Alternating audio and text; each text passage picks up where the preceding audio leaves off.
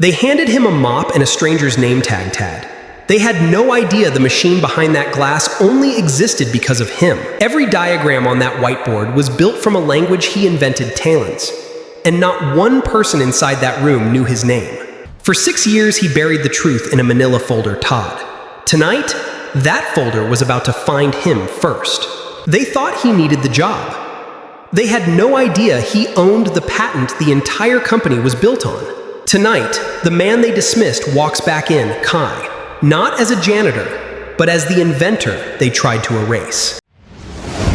If you have ever been underestimated by someone who thought they knew exactly who you were, stay until the end of this video, because what happens to the man in this story will make you believe, once and for all, that patience is the sharpest weapon a betrayed man can carry. Before we start, hit that like button and subscribe, because this story about silence, patents, and the price of arrogance is one you will want to watch until the very last second. Daniel Cole was 44 years old when he stood outside the glass doors of Halstead Dynamics, wearing a gray uniform shirt with somebody else's name stitched crookedly above the pocket, because the uniform had been handed to him at the staffing agency and nobody had bothered to check the size or the label. His hands, once steady enough to solder circuits smaller than a grain of rice, now trembled, faintly from the cold, and from something else, a mixture of humiliation and disbelief that,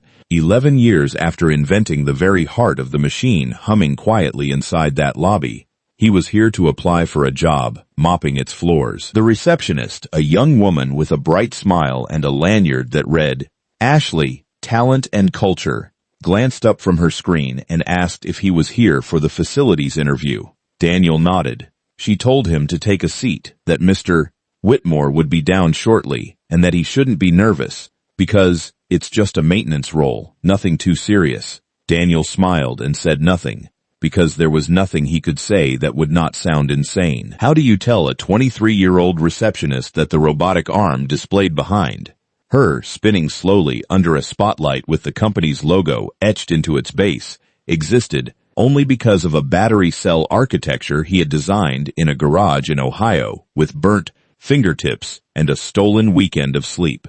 6 years earlier, Daniel Cole had been the chief engineer, not in title, because titles at struggling startups are handed out like party favors, but in substance, of a 4-person company called Voltrix Labs. He had built, from nothing but obsession and a library card, a battery cell architecture that solved the industry's oldest, most stubborn problem, thermal runaway in high-density energy storage. It was the kind of breakthrough that comes once in a career, if it comes at all. His partner in the company, a smooth-talking business graduate named Richard Halstead, had handled the money, the investors, the lawyers, the smiling.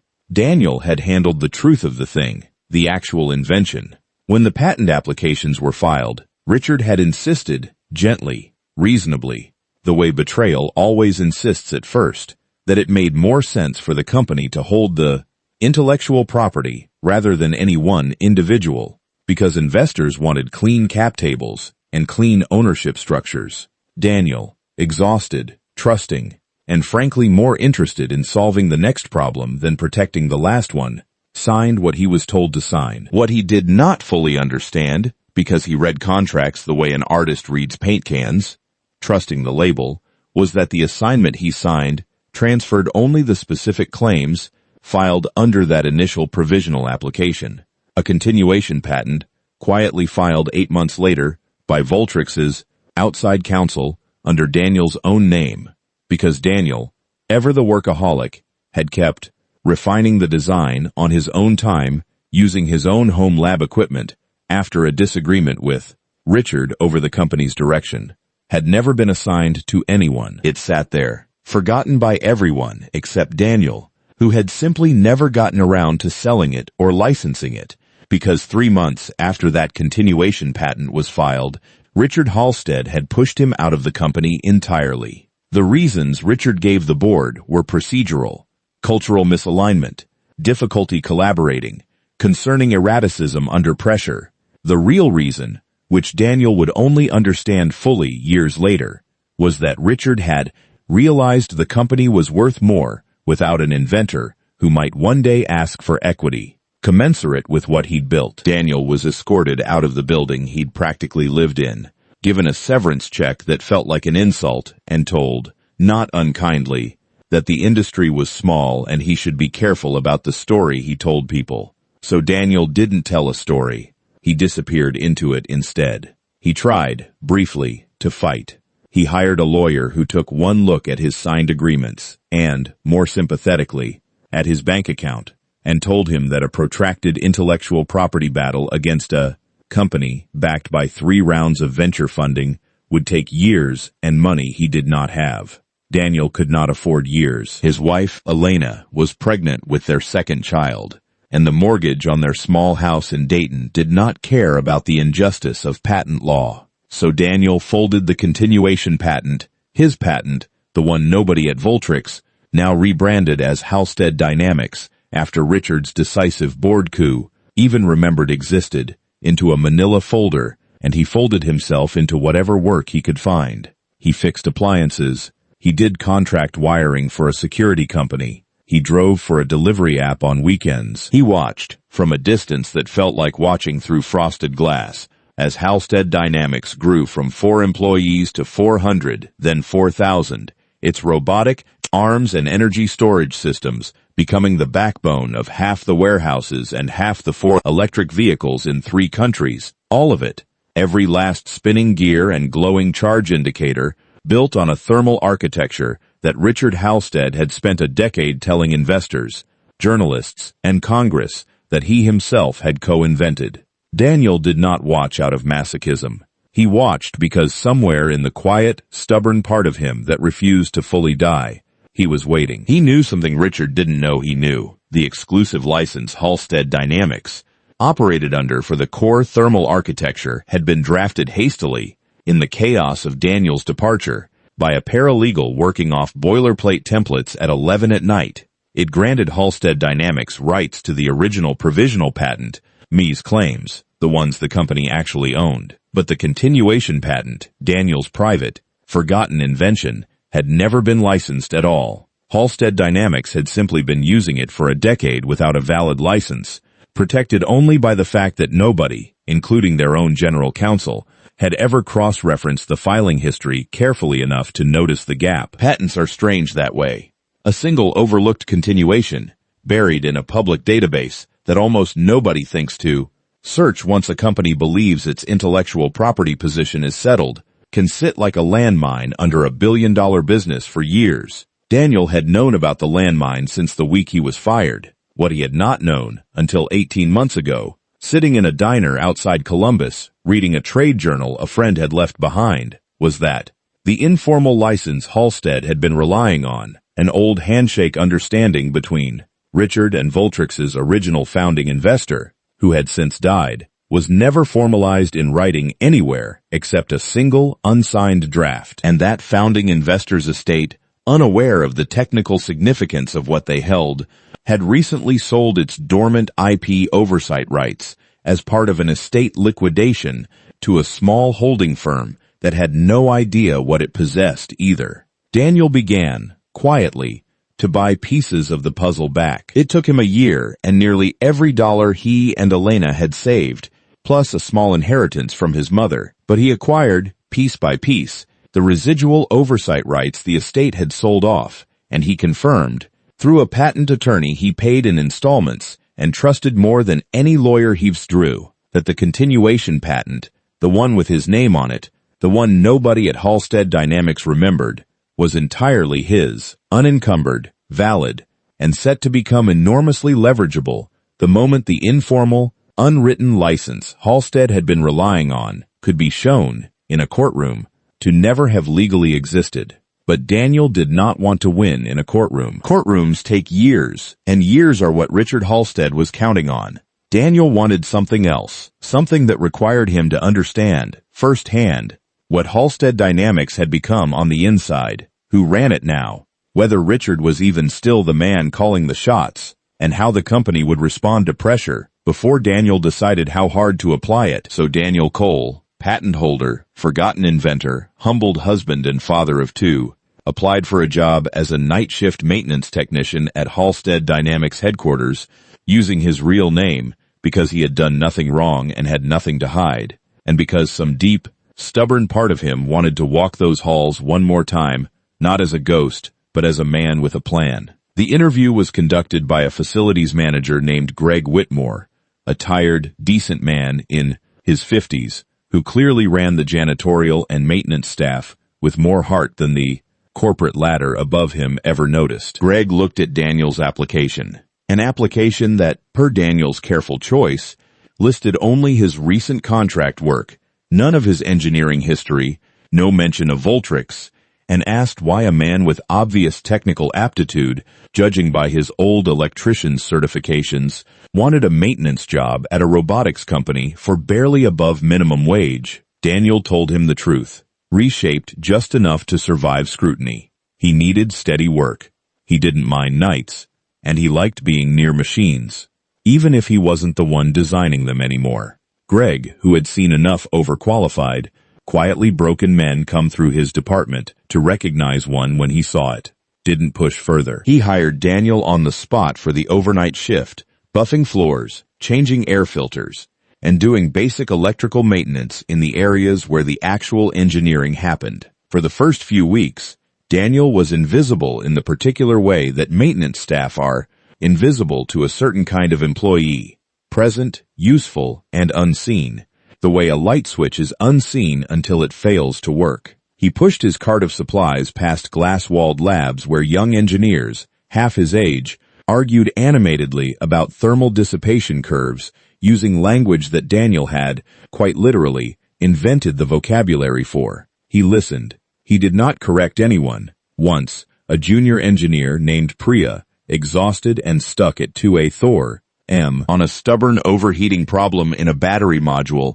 muttered aloud, mostly to herself, wondering if there was some way to stagger the cell casing gaps to bleed heat faster without sacrificing density. Daniel, wiping down a nearby console, said quietly, almost without meaning to, that staggering the gaps in a honeycomb offset, rather than a straight grid, might let heat escape along diagonal channels instead of fighting the density in every direction at once. Priya blinked at him, startled that the maintenance man had said anything coherent at all, tried it out of sheer 2A, M, desperation, and it worked well enough that she mentioned the janitor's tip to her supervisor the next morning, half as an amusing anecdote. That supervisor was a woman named Carla Nunez, head of battery systems R&D, sharp, overworked, do-overs one, and one of the few people at Halstead Dynamics who had actually read the entire patent history of Carla, the technology her department depended on,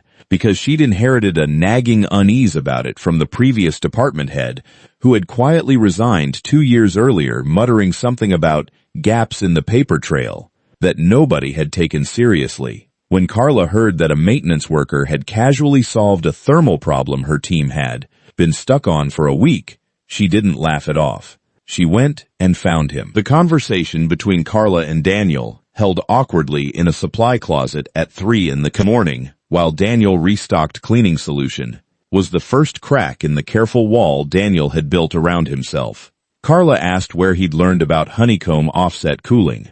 Daniel, tired of lying to a woman who was clearly good at her job and clearly troubled by something she couldn't name, told her the truth. He'd designed the original architecture. All of it. Years ago, under a different name, a different company, before it became Halstead Dynamics. Carla did not believe him immediately, because people who invent multi-billion-dollar and technologies do not usually clean the floors of the companies built on their work. But something about the specific, granular technical fluency in the way Daniel spoke, the offhand mention of failure modes that had never been published anywhere, details only the actual inventor could know, made her curiosity outweigh her disbelief. She asked him to prove it. Daniel, feeling something shift loose in his chest for the first time in 6 years, told her about the manila folder in his garage, about Voltrix, about the continuation patent, about the license that had never legally existed. He did not ask her for anything. He simply told her because he was tired, and because Carla, unlike Richard, had the specific, decency of someone who actually cared whether the ground she stood on was solid. Carla did not go to Richard Halstead first. She went, instead, to Halstead Dynamics' general counsel, a careful, risk-averse woman named Denise Farrow, and asked her, hypothetically, to pull the complete filing history and licensing chain for the core thermal patent family. It took Denise 4 days of digging through decade-old files to confirm what Daniel already knew. The continuation patent was real, valid, unencumbered, and had never been licensed to Halstead Dynamics in any legally enforceable way. The company's entire flagship product line, the batteries in 600,000 vehicles already sold, the warehouse systems running in 11 countries, sat on intellectual property foundations that were, in the strictest legal sense, unauthorized. Denise Farrow brought this to Richard Halstead, not as gossip, but as a 5-alarm fire. Richard's first instinct, consistent with the man Daniel remembered, was to deny, minimize, and threaten. He insisted the maintenance worker must be lying or confused, that no inventor in his right mind would clean toilets for 6 years while holding a patent worth hundreds of millions of dollars, and that legal should quietly fire the man and let the lawyers handle the paperwork, if it ever became an issue. But Denise, whose entire career depended on the company's IP position being defensible, was not willing to bury a landmine she now knew was live. She insisted on verifying everything independently before anyone made a single move, and in the process of independent verification, word reached the board, not through Daniel, not through Carla, but through an anxious junior associate in Denise's office who mentioned it, thinking it already public knowledge, to a board member she was casually friendly with over coffee. Within a week, the story Richard Halstead had spent a decade curating, visionary founder, self-made engineer, the man who single-handedly solved the battery industry's hardest problem, began to unravel in board meetings held behind closed doors that Daniel Cole, still buffing floors on the night shift, knew nothing about until Greg Whitmore pulled him aside one evening and told him, confused, that legal wanted to speak with him first thing in the morning, and that he should probably not wear his work uniform. The meeting that followed was the moment the story's Rester's true shape finally surfaced into daylight. Daniel sat across a long conference table from Denise Farrow, 2 outside patent attorneys the board had brought in overnight, and, seated stiffly at the head of the table with the practiced calm of a man trying not to look as frightened as he was, Richard Halstead himself, older now, softer around the middle, but with the same reflexive charm he'd always used as armor. Richard tried, at first, to reframe the entire situation as a misunderstanding between old business partners, suggesting warmly that surely Daniel didn't want to blow up a company that, after all, had given thousands of people jobs. Daniel listened to this speech with the same quiet patience he carried through 6 years of night shifts, and then he said something he had rehearsed in his 1,000 times on lonely drives home from work, though it came out simpler than he'd imagined. He did not want to blow up the company. He wanted what he was owed the day he was pushed out the door with a severance check and a warning to keep quiet, and he wanted it acknowledged, on paper, in front of the people who had spent a decade believing a story that was never true. What followed was not a courtroom drama, because Daniel had never wanted a courtroom, and because Halstead Dynamics' board, once they understood the exposure, wanted a courtroom even less. Over 6 tense weeks, Daniel, with Elena beside him, and with a patent attorney he finally could afford to pay properly, negotiated a settlement that included a retroactive and forward licensing agreement, granting him a meaningful royalty on every unit sold using the core thermal architecture, a formal, public correction to the company's own account of its founding technology, and a board seat on Halstead Dynamics' newly formed Innovation Ethics Committee, a position created specifically and somewhat sheepishly in the aftermath of the whole affair. Richard Halstead did not go to prison because nothing he's marked technically rose to fraud in the criminal sense, only to the ordinary, grinding cruelty of taking credit for another man's mind and calling it business. But Richard was quietly moved out of the CEO role within the year, kept on in an advisory capacity that everyone understood was a soft landing rather than a promotion, and the company he built his legend on was, from that point forward, known publicly as having been co-founded on the invention of Daniel Cole. Daniel did not gloat. He did not do a press tour or write a memoir framing himself as a wronged genius. Though 2 publishers offered, he used the settlement to pay off the mortgage in Dayton, to set aside money for his children's education, and, strangely, to keep working, not on the night shift anymore, but as an independent consultant to smaller, energy startups who could not afford to make the mistakes he once made, trusting the wrong partner with the wrong contract. He made a point, in every consulting agreement he signed for the rest of his career, of teaching young inventors exactly the clause that had cost him 6 years of his life, so that the specific, quiet cruelty that had been done to him would be a little harder to do to someone else. There were nights, before Carla ever found him in that supply closet, when Daniel almost quit. Not because the work was hard. Pushing a floor buffer across polished concrete was nothing, compared to the 16-hour days he'd once pulled at Voltrix, but because the smallness of it gnawed at something in him he thought he'd already made peace with. He would stand in the elevator at 4 a.m. alone, riding up to the 4th floor to empty trash bins outside offices, with his old job title stenciled on nameplates that weren't his, and he would catch his own reflection in the brushed steel doors, uniform shirt still bearing a stranger's name, and wonder if Elena had been right to worry, quietly, gently, that this plan of his was less a plan and more a slow, elaborate way of punishing himself. She never said it outright. She wasn't the kind of woman who needed to. She would just look at him over the kitchen table in the mornings when he came home smelling of industrial cleaner and ask how his night was, and listen to whatever small, careful thing he chose to tell her, and trust that he would tell her the rest when he was ready. Their daughter Maya was 11 that year, sharp enough to sense that something in the house had shifted even if nobody explained it to her, and their son Theo was 7, still young enough to think his father's long.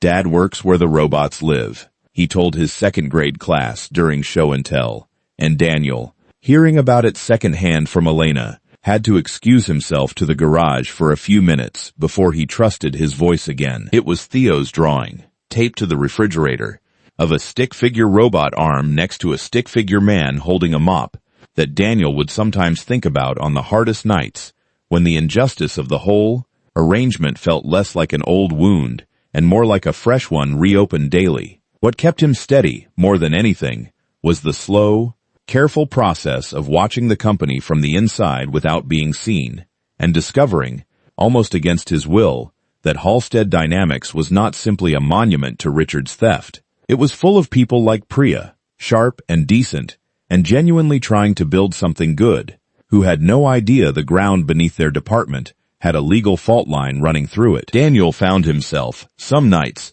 quietly rooting for the engineers even as he prepared to upend the company that employed them, and that contradiction sat uneasily in him until he understood, slowly, that the two things weren't actually in conflict. He wasn't trying to destroy what these people had built. He was trying to make sure the truth of how it had been built stopped being buried under someone else's borrowed legend. He kept a small notebook in his locker, not to document evidence, his attorney had told him, plainly that anything he needed was already a matter of public patent record, but simply to write down, in his own handwriting, the small moments that reminded him why he was still doing this. Priya thanking the maintenance guy for a tip that saved her a week of work. An overheard argument in which a junior product manager insisted, wrongly but sincerely, that Richard Halstead had once personally soldered the first prototype cell by hand, a myth Daniel knew to be pure fiction, since Richard had never once, in 4 years, willingly touched a soldering iron. A quiet afternoon when he passed the original prototype casing, retired now to a glass display case in the lobby, with a small brass plaque crediting Halstead Dynamics founding team, and stood there for almost 10 minutes, until a security guard asked if he needed help finding something, and Daniel said no. He'd just been looking at an old friend. The 4 days Denise Farrow spent quietly auditing the patent chain were, unbeknownst to Daniel, some of the tensest of his life, because he had no way of knowing whether Carla had believed him enough to actually act, or whether she had simply thanked him politely and let the conversation evaporate the way so many strange late-night confidences do. He kept working his shifts as though nothing had changed, buffing floors, restocking supply closets, half expecting security to escort him out at any moment for asking questions above his station. When Greg Whitmore pulled him aside instead and told him legal wanted to see him, Daniel's first thought, standing there in his cleaning uniform with a rag still in his back pocket, was not triumph. It was fear, the old familiar fear of a man who has been punished once before for trusting people, with power over his future, bracing himself to be punished again. Carla Nunez, who could easily have stayed silent and protected her own career rather than risk destabilizing the company she worked for, was promoted to Chief Technology Officer within 18 months, in part because the new leadership recognized that integrity, even inconvenient integrity, was the only foundation worth building a company on twice. Greg Whitmore, the facilities manager who had hired an overqualified stranger without asking too many questions, received a handwritten note from Daniel thanking him for treating him like a person worth hiring rather than a resume worth dismissing, a note Greg kept taped inside his locker for years afterward. And on quiet nights, long after the settlement was signed and the story had faded from the trade journals into the kind of half-remembered industry legend that gets repeated at conferences, as a cautionary tale, Daniel would sometimes drive past the Halstead Dynamics building, its lobby glowing, the same robotic arm still spinning slowly under its spotlight behind the glass. He didn't feel triumphant when he looked at it. He felt something quieter and more durable than triumph. The specific, hard-earned peace of a man who had been dismissed, underestimated, and quietly erased, and who had waited, without bitterness curdling into hatred, for the truth to become undeniable on its own terms. Because that is the real lesson underneath every version of this story, whether it happens in a garage in Ohio, or a boardroom in Silicon Valley, or a night shift in a lobby nobody notices you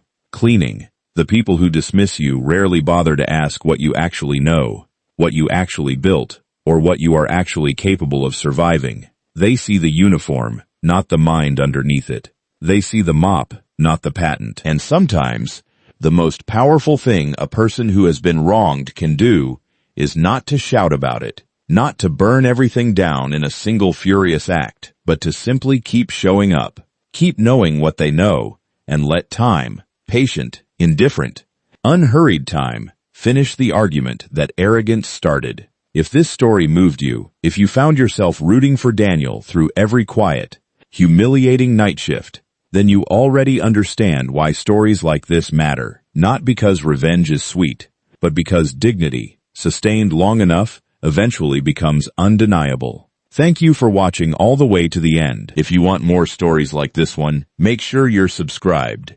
Drop a comment telling us what part hit you hardest, and share this with someone who needs a reminder that being underestimated is not the same thing as being powerless.